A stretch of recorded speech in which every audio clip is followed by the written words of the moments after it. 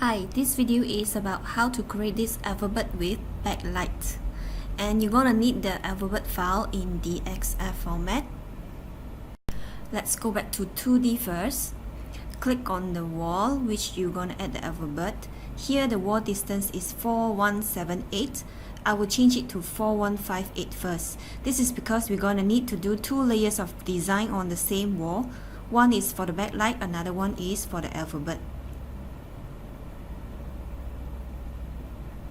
Okay, now in the Customize Ceiling Design module, click on the wall, Background Wall Design, go to Style. Okay, click on the white region, right click, Import Modeling, Local Region, browse for the alphabet DXF file, click on the alphabet. Here I will change the thickness to 60, then I'm gonna reposition the alphabet by inputting the preferred dimension here. Say 900 to the left and 1005 from the floor. Then back to 3D. So this is the first layer we just did. Next we're gonna edit the wall distance back to the original 4178 to make the second layer, which is the backlight.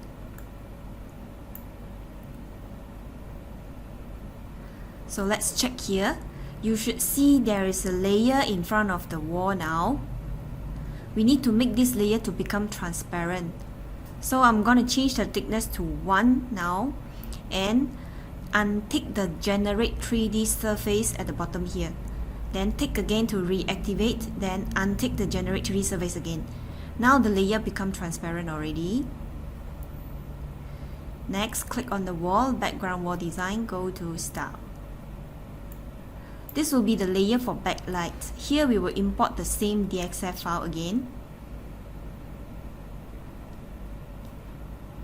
And I will change the wall layer thickness to 1 and the alphabet thickness to 20, which is the initial wall difference. Then tick generate light and edit. Delete the gray light curve as we only need the light. Then click on the blue circle, which is the light, and resize it to 10.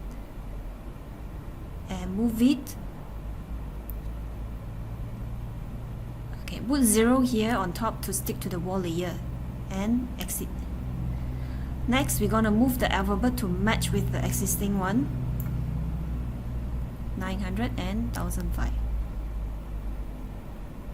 Okay, go back to 3D. Now you see there are two layers already. One is the extruded alphabet and another one is the backlight. Let's render to see the effect.